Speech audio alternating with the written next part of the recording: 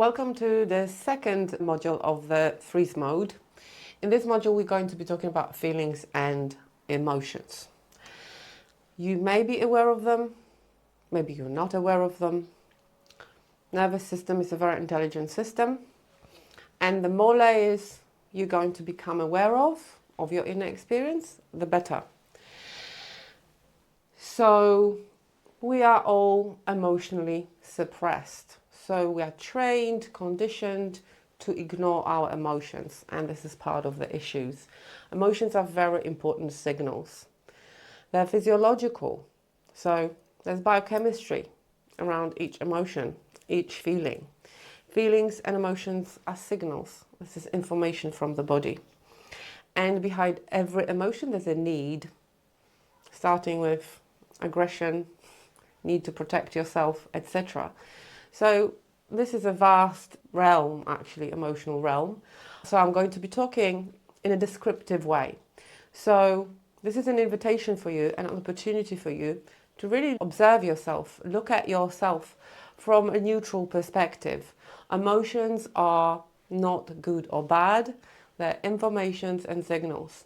When it comes to feelings and different sensations, this is how the body and the nervous system speaks to us. So unless we make them and we demonize them, there is nothing inherently bad about any emotion. Emotional issues and problems with feelings come from the fact that we suppress them, we criticize them, we judge them.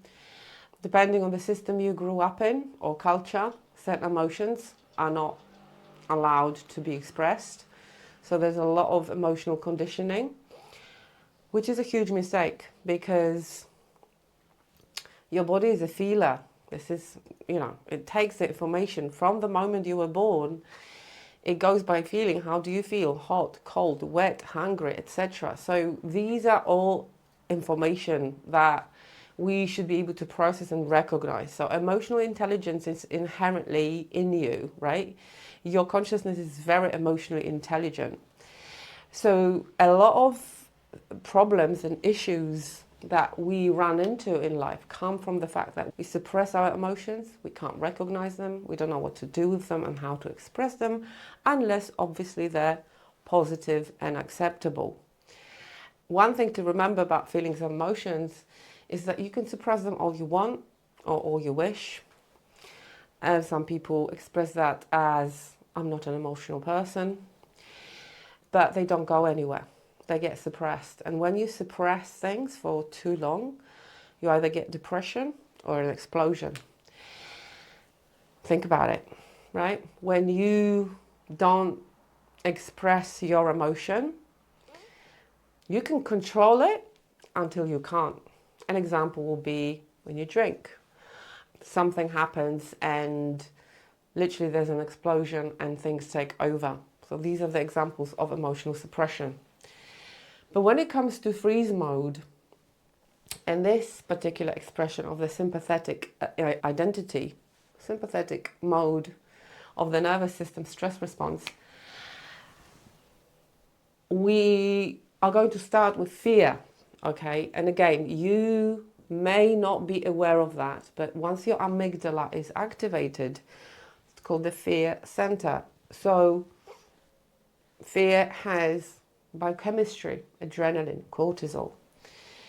So again, it's your physiology, it has nothing to do with you. Whether you register it, that you're scared of something, or frightened, or not, it's not really relevant. And maybe you've been living in this state for such a long time that you think it's you, it's your emotional makeup or your personality. To be a bit angry all the time, or to be, I don't know, like, I'll be describing a lot of things and it's quite difficult. It's actually impossible unless I can spend some time with you and we can really unpack things on a really granular level, then it's very difficult. So you need to get your hat of the watcher, watch your inner experience, and you're going to get a lot of answers. So fear, How do we label things? How do we label fear? Anxiety, right? Phobias. Anxiety, so examples: social anxiety, fear of people, agoraphobia, fear of big spaces, health anxiety, fear of illness. Whatever the channel the nervous system chooses, there's nothing wrong with that. This is how fear expresses itself. So it's running through your veins, adrenaline and cortisol. And feeling is actually a primary experience of your nervous system. How your experiences made you feel.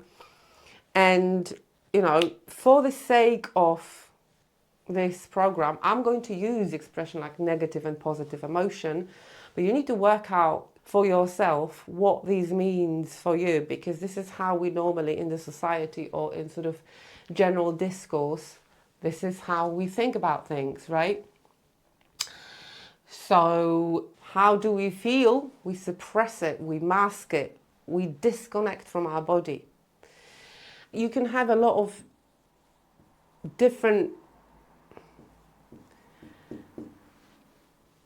various things that you think that your mind will interpret that, biochemical fear, and it will attach it to different things.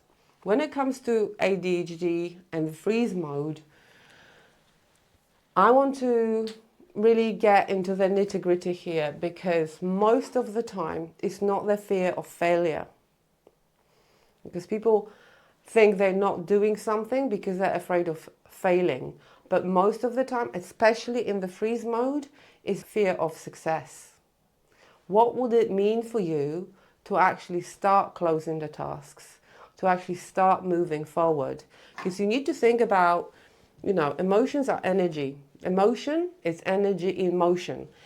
So if you've got like a lot of energy, so adrenaline, cortisol, aggression, whatever that is, obviously we're thinking about threat, we're thinking about being in danger. Then you're going to translate it into different contexts, right?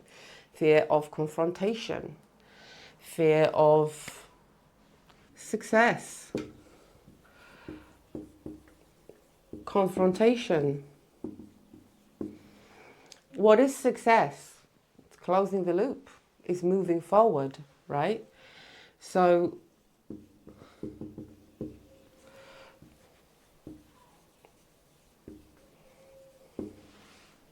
speaking up.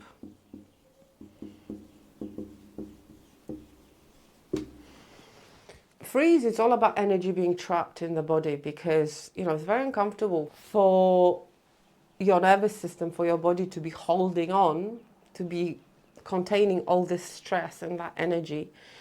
And this can show up as anger, that's a good one.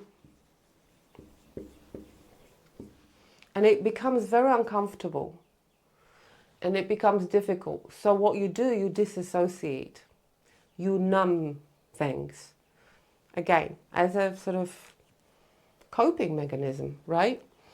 So you numb your emotions. You could be feeling emotionally numb as a way to detach from that part of yourself. This is in case you're feeling like, I don't feel anything, right? You are a feeler.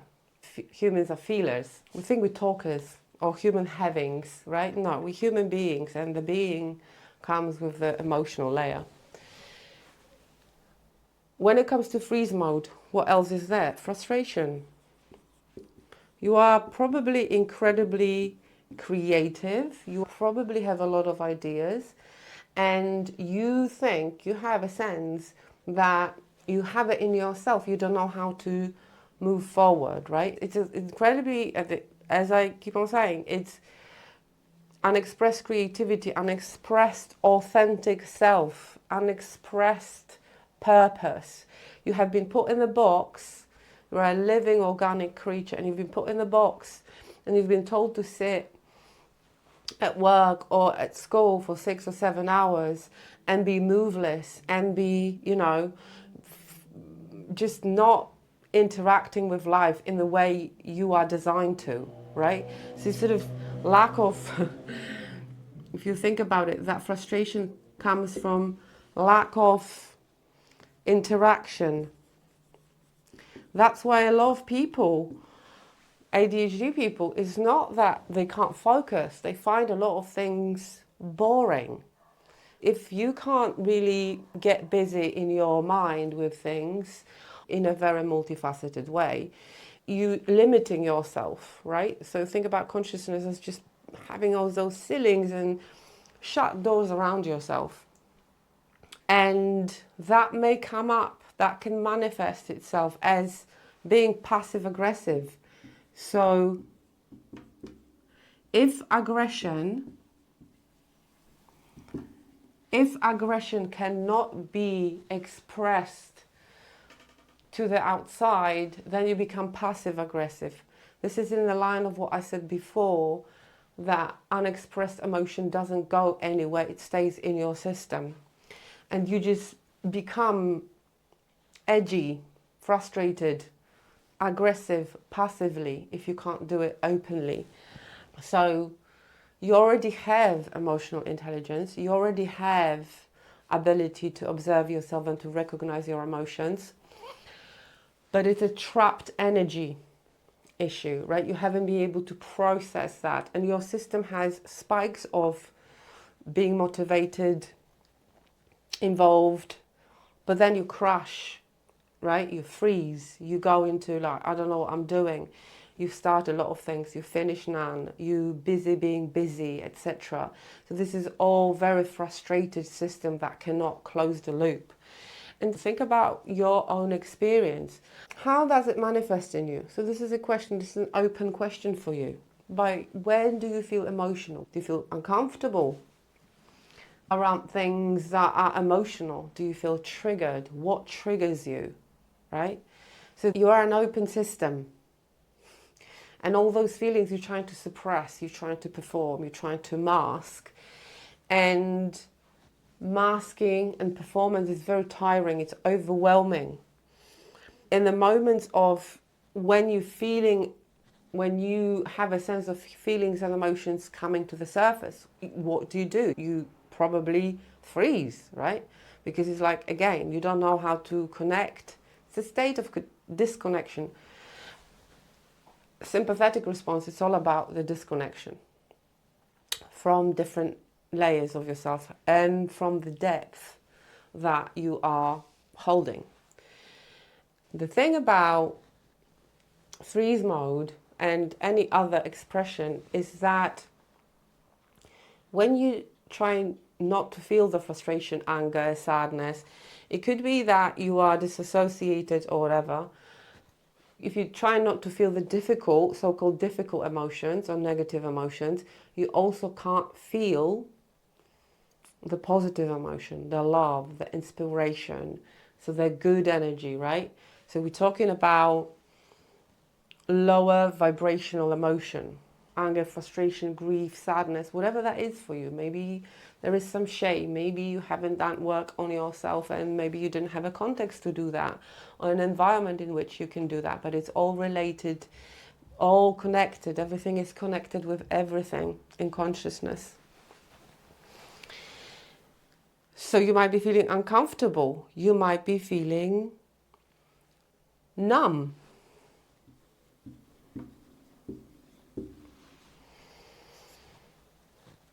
What are those different sensations that you feel, right? Think for yourself, about yourself. If you detach from the negative emotions, then you can't feel inspired. You can't feel the love that is around you sometimes, because your system will never allow to enter anything that is not relevant to the state that your nervous system is in. So we only perceive things that are relevant and relate to our current state. And this is a state of disassociation, being undecided, disorganized. It's a lot like pendulum, right? So you might be thinking, oh, I'm so angry at this, I'm just going to do it. Or, you know, I'm frustrated with myself or whatever. But then you disconnect because you don't know how to close the loop again.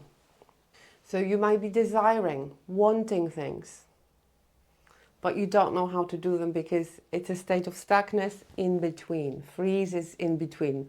Wanting, freezing. Wanting, freezing. Desiring, imagining things, having ideas, wanting to execute, but going into the freeze. I don't know how to do it, so I'm just going to stop.